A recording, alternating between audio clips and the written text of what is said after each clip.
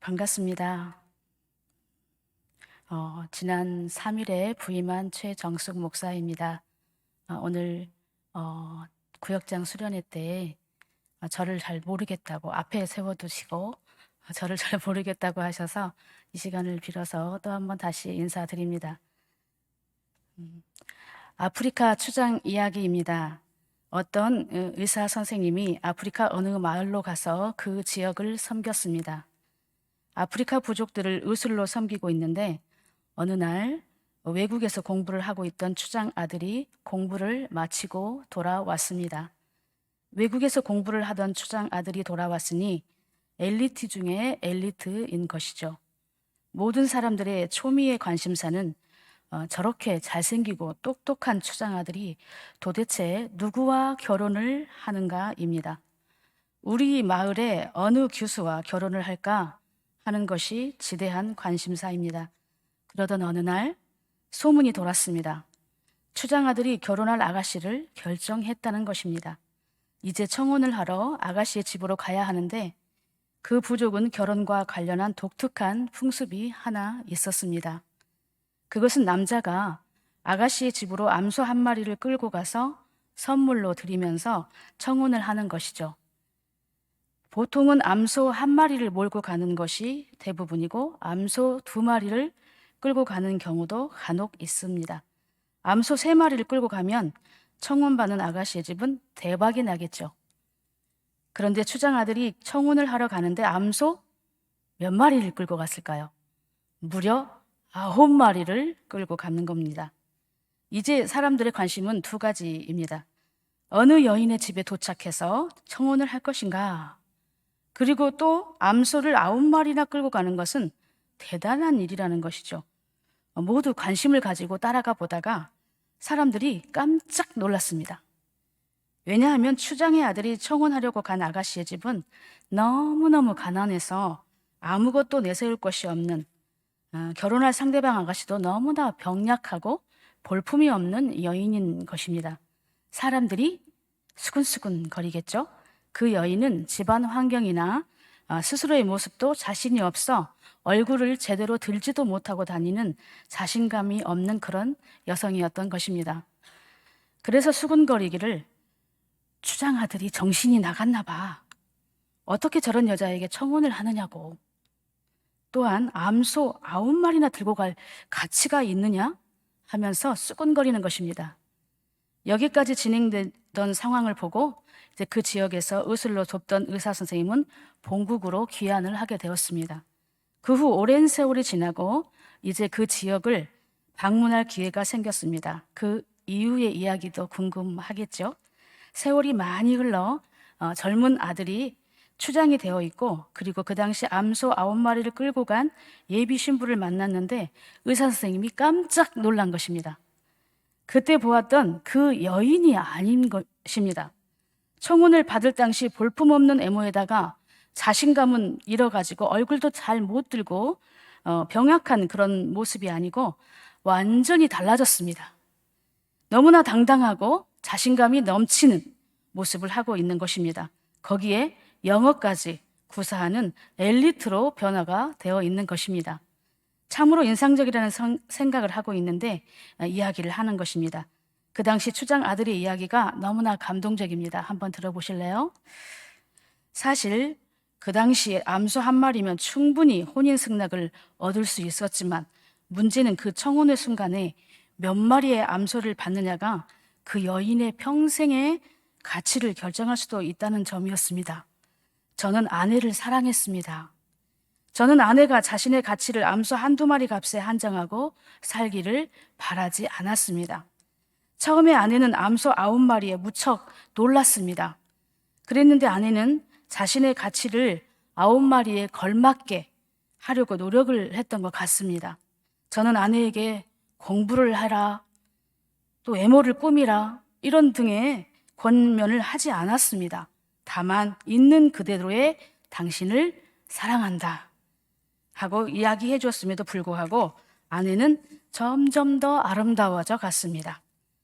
오늘 아가서의 내용은 솔로몬의 술람미 여인을 통해서 우리를 향하신 하나님의 크신 사랑, 그에 대한 감사와 감격을 말하고 있지요. 추장의 아내에 대한 그 이야기도 마찬가지입니다. 하나님의 사랑을 경험한 사람은 어떠해야 할까요? 그 볼품없고 병약하여 자신감을 잃어버린 그 여인이 암소 9마리를 끌고 온 추장의 아들의 그 사랑을 받아들였을 때 자신감이 회복이 되고 당당하게 살 수 있었다면 그 모습이 오늘 예수를 믿는 우리의 모습이어야 할 줄 믿습니다. 그리고 오늘 아가서도 이것을 강조하기 위해 기록한 것입니다. 특별히 하나님의 사랑을 많이 경험한 사람일수록 나타나는 두드러진 모습이 있습니다. 그것은 내면의 낮은 자존감이 치유가 된다는 것입니다. 오늘 본문 1절과 2절을 함께 읽어보실까요? 시작. 나는 사론의 수선화요 골짜기의 백합화로다. 여자들 중에 내 사랑은 가시나무 가운데 백합화 같도다. 알 것도 같고 모를 것도 같으시지요? 한번 세번역으로 다시 한번 보실까요? 세번역 시작. 나는 사론의 수선화 골짜기에 핀 나리꽃이라오. 가시덤불 속에 핀 나리꽃 아가씨들 가운데서도 나의 사랑 그대가 바로 그렇소. 한눈에 쏙 들어오지 않으십니까? 1절은 여자가 말을 하는 것이죠. 1절을 다시 한번 이렇게 보시니까 나는 사론의 수선화 골짜기에 핀 나리꽃이라오. 2절은 남자가 말합니다. 가시덤불 속에 나리꽃 아가씨들 가운데서도 나의 사랑 그대가 바로 그렇소. 흐름이 이해가 되시죠? 이 이해를 바탕으로 개역개정 성경, 원래 우리 읽는 성경 다시 한번 보실까요? 시작. 나는 사론의 수선하여 골짜기에 백합화로다. 여자들 중에 내 사랑은 가시나무 가운데 백합화 같도다. 여성은 자신을 향해서 뭐라고 말했냐면요. 골짜기에 백합화라고 말하고 있습니다. 남자는 이 여인의 말을 바꿔줍니다. 어떻게 해요? 가시나무 가운데 백합화. 이렇게요. 이 둘의 차이는 무엇일까요? 스스로에 대해서 내세울 것이 별로 없는, 눈에 띌 것이 별로 없는 암소 9마리로 말하면 추장 아들이 절대로 평범한 자기 집에 와서 암소 9마리를 내놓을 거리가 없는 그런 평범하기 그지없는 초라한 자기를 묘사한 것이 무엇이냐면 골짜기의 백합화이죠. 여기에 반해 남자가 설명하는 것은 너는 골짜기의 백합화가 아니라 가시나무 가운데 백합화다라는 것입니다. 여기서 가시나무는 서로 뒤엉켜 땔감으로 말고는 쓰일 데가 없는 존재, 이것이 가시나무입니다. 그 가운데 유일하게 서 있는 백합화를 한번 상상해 보십시오. 이것이 이 둘 차이 얼마나 아름답습니까? 가시나무 가운데 그 백합화, 유일하게 있는 이 둘의 차이 아시겠습니까? 이것이 하나님의 사랑임을 아시기를 이 시간에 축복합니다.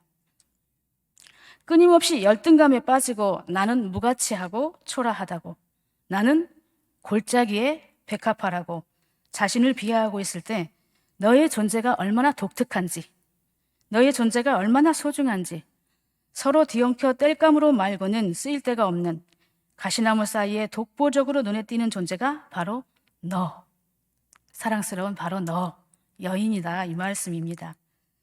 저는 예수님을 믿으면서 심지어 목사가 되어서도 가끔 열등감에 빠지기도 합니다. 어떨 때일까요? 먼저는 저희 집안에서 유일하게 예수를 믿어 중보기도자 한 명이 없다는, 영적으로 참 고독합니다. 애롭습니다. 나이 먹어 신학을 했다는 데서 또 오는 열등감도 있습니다. 좀 더 빨리 할 걸, 뒤늦게 가치를 발견했습니다. 그리고 또 어떤 거냐면요, 이렇게 키가 좀 커 보이지. 오늘 일부러 길게 입었어요. 네, 키가 정말 작아요. 155도 안 됩니다. 근데 스스로 이제 그래도 귀엽고 사랑스러워, 이렇게 막 이제 저를 거울을 보고 막 이렇게 주문을 합니다. 작아도 못생겼어도 이만하면 귀엽고 사랑스럽지, 충분하지, 이렇게 애써 저를 위로하려고. 나이 들어서 만학도로 신학 공부해서 하나님의 은혜로 목사 안수 받고 광주에서 군산으로, 군산에서 순천으로, 순천에서 다시 광주로 이렇게 이곳저곳으로 이동할 때마다 성도님들과 이제 이별할 때 너무나 마음이 아픈 겁니다. 눈물을 흘리지 않은 적이 없습니다. 그래서 이렇게 기도하죠. 하나님, 한 교회에서 오랫동안 쓰임받을 수 없을까요? 이렇게 기도를 하곤 했지요. 그렇게 기도했건만 또다시 또 이제 진보다리를 쌌습니다. 어디에서요? 순천에서 광주로. 늦게 부르심 받고 늘 열정을 다해 사역했습니다. 그래서 떠나올 때는 감사와 기쁨으로 다시 이 다음 해 부르심의 자리로 올 수 있었습니다. 2015년 처음 목사 안수를 받을 때 목사로서 1년이라도 하나님 쓰임 받게 해주십시오. 이렇게 간절히 무릎을 꿇고 기도했습니다. 남편의 그 사업이 궁지에 처해지고 가정이 경제적 위기 가운데 있을 때 이제 40일 아침 금식 기도 후에 신학을 시작했습니다. 그때 저희 가정은 세상적으로 봤을 때 완벽히 망했습니다. 어찌 살아낼까? 친정 식구들과 지인들은 그 어려운 상황 가운데 가정을 돌보지 않고 신학 공부를 하는 저를 걱정스러운 눈으로 바라보았고, 그렇게 늦게 공부해서 어디서 불러나 줄까? 이렇게 아주 그냥 걱정이 막 가득했습니다. 염려가 컸지요. 그러나 하나님은 저의 신음소리를 들으셨고 인내하게 하셨으며 하나님의 때에 응답하셨습니다. 가장 초라하고 가장 간절한 낮은 자의 모습으로 있을 때 부르신 곳이 교회였습니다. 본향교회로 오기까지 2달 동안도 참 많은 일이 있었습니다. 그 짧은 새에 여러 가지 일이 있었는데 하나님의 일하시는 방법은 놀라웠습니다. 막다른 상황과 황당한 상황 가운데서도 하나님은 제가 필요한 곳에 보내셨음을 확신합니다. 하나님께서 저의 쓰임새를 하나님께 이제 이렇게 기도합니다. 저의 쓰임새가 길게 해달라고, 연장시켜달라고 간절히 구하면서 마음이 주저앉고 무너져 있을 때 하나님께서 이렇게 저에게 손을 내미셨습니다. 나의 사랑, 내 어여쁜 자야, 일어나서 함께 가자. 주님께서 담임 목사님을 통해 제 손을 잡아 이끌어 올리셨습니다. 저는 정이 많고 감성적인 사람으로 어디를 가든 올인을 합니다. 그래서 이별의 순간을 맞는 것이 참으로 힘겹죠. 그러나 한편으로 새로운 곳에서의 새로운 만남을 기대하며 떠나오는 것도 몹시 가슴이 떨리고 기대가 됩니다. 정현종 시인의 한 사람이 내게 온다는 것은 이라는 시가 있습니다. 사람이 온다는 건 실로 어마어마한 일이다. 그는 그의 과거와 현재와 그리고 그의 미래와 함께 오기 때문이다. 한 사람의 인생이 오기 때문이다. 부서지기 쉬운, 그래서 부서지기도 했을 마음이 오는 것입니다. 그 갈피를 아마 바람은 더듬어 볼 수 있을 마음. 내 마음이 그런 바람을 흉내낸다면 필경 환대가 될 것이다. 제가 이제 순천에서 떠나오는데 한 안수 집사님이 이렇게 저를 보고 평상시에 말도 없으신 분이에요. 이렇게 그런데 최 목사님은 나무인 줄 알았습니다. 그런데 아니었군요. 목사님은 바람이셨군요. 이렇게 얘기하고 본당에서 이제 지하로 내려갔어요. 이제 식당에서 또 올라오시면서 목사님, 집사님, 제가 나무가 못 되고 바람이어서 죄송합니다. 그랬더니 또 뭐라고 하시냐면 때로는 사람은 나무일 수도 있고 바람일 수도 있는 겁니다. 멋있죠? 평상시에 굉장히 말도 없으시고 무뚝뚝한 분이 그런 감성적인 얘기를 하셔서 제가 마음이 굉장히 어떤 위로보다도 큰 위로를 받고 따스했어요. 시인의 표현처럼 관계를 맺고 사는 일은 부서지기 쉬운 마음이 서로 만나는 일입니다.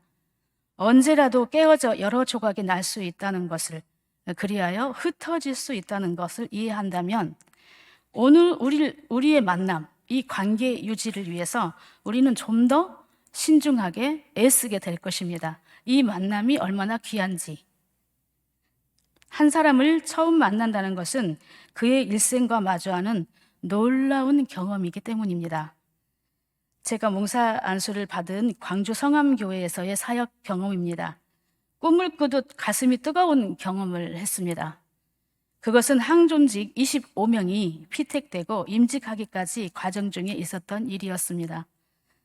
모두가 이제 그 25명이 새벽 강단에서 지금까지의 그 신앙 간증을 해야지 그 과정이 통과가 되는 거예요.